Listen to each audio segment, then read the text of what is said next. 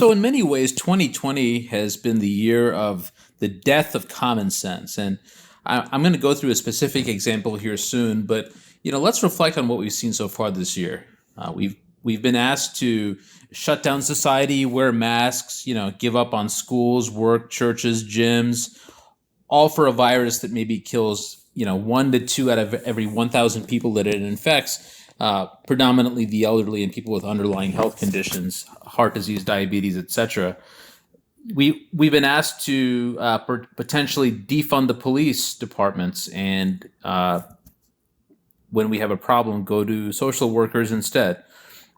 But I'll go through a specific example from the sporting world over the last week. So Novak Djokovic, the world's top tennis player, in his fourth round match against Pablo Carreño Busta, inadvertently hit a line judge with a tennis ball after having his serve broken in the first set. The score was 6-5 in favor of Carreño Busta, and he hit the ball behind him and inadvertently hit a lineswoman in the throat. It looked, not fun for her, certainly.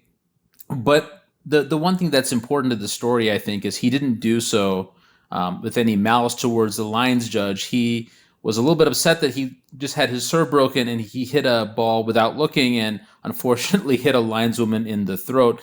She went down for a few minutes and he, immediately went to her aid and made sure she was okay. The reaction from the tournament and the tournament referee specifically was to spend about a few minutes talking over it amongst themselves and then talking to Djokovic, and they chose to immediately default him from the match. So no warning was given. He wasn't given warning or a point penalty or a game penalty, which as a lifelong tennis fan is pretty much all that I've ever seen whenever a player commits a rules infraction or acts inappropriately on the court. He was immediately defaulted from the match, which resulted in Pablo Carreño Busta advancing to the quarterfinals and Novak Djokovic, the top tennis player in the world and arguably one of the best tennis players of all time, going home. So I think that I didn't see this match live. I saw it immediately afterwards, and I think that this points to the lack of common sense that has been endemic in 2020. So, certainly the lines judge, was in pain after Djokovic hit the ball towards her. I mean, I'm hoping she's doing all right. And Djokovic, certainly immediately, went to her aid, and he seemed genuinely horrified at what he had done. I think I'll point out, though, that you are taking some level of inherent risk on the tennis court. These players are hitting balls awfully hard at one another, and sometimes if you're not paying attention at what's going on, you can get hit by a tennis ball, and then if it's at your throat, it can lead to a negative outcome. If you look at Djokovic again, for anybody that's seen the video, he didn't do so with any intention. He wasn't even looking at where he was hitting the ball. It was just a kind of a freak accident. So from the tournament's perspective, why did they choose to not give him a warning or a game penalty or a point penalty or something like that?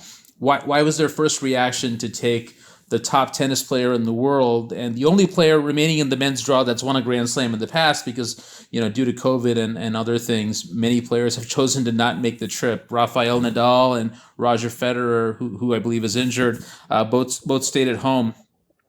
Novak Djokovic was the one player who chose to make the trip from Serbia to New York City to play in the U.S. Open, even though there's no fans in the stands, which has to be a kind of a weird experience for players that are used to playing in front of a raucous New York City crowd. And they've also taken a pay cut in terms of prize money. And I think that the thanks that they gave him in immediately defaulting him as a result of this freak accident doesn't really show a lot of gratitude. And bear with me here. I mean, I know that they were well within the rules for defaulting him. I mean, the rules do state if you're hitting the tennis ball in anger, which apparently he was, even though it wasn't directed towards the lineswoman, they can default you. But how about showing a little bit discretion and judgment here? Not just because he's the world's top tennis player and, likely the only player that's going to get any kind of TV ratings going forward. I mean, I'm not planning on watching anymore. He was the only player that's really any kind of a major name left in the draw. And I think the other thing is, what kind of example does this really set? And Novak Djokovic was incredibly gracious afterwards. He argued with the linesman or not the linesman, the tournament referee for a while, but he accepted their decision with a lot of grace, and he put forward an Instagram post saying, among other things, the whole situation has left me really sad and empty. I checked on the lines person.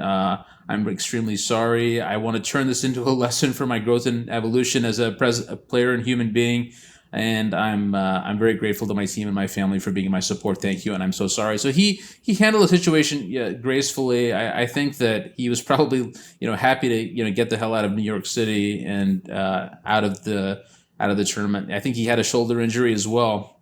But I think that this points to a larger, gap in our culture that's become endemic in 2020 more than anything else.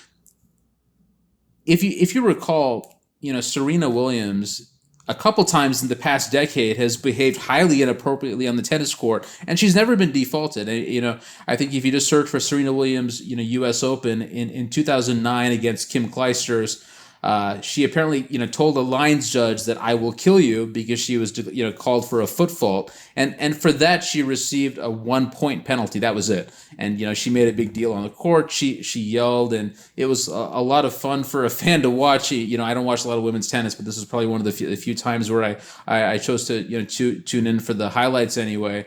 But, all she got was a 1-point penalty. And, as recently as a couple of years ago in the finals against Naomi Osaka, she apparently called the chair umpire, a thief. And again, she received a 1-game penalty, which is quite steep. And she immediately, I think, went on a 30-minute tirade.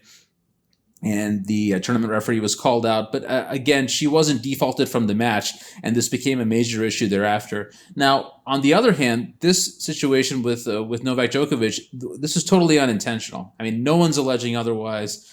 100% unintentional, kind of a freak accident. I think what you do here is you maybe provide a 1-game penalty, just to make it clear that he shouldn't be hitting a ball out of anger on the court, but also realizing that this was unintentional and ending the match and dramatically changing the makeup of the tournament for a player that really doesn't need the money. He doesn't need the notoriety either. He's gonna most people say he's gonna be the all-time Grand Slam king when it's all said and done. He's the one big name making the trip to New York City, whereas Roger Federer and Rafael Nadal chose not to. I think that it doesn't make a lot of sense to end his tournament based on one freak play. Those are my thoughts. This has been Uncle Sam, and you just got an earful.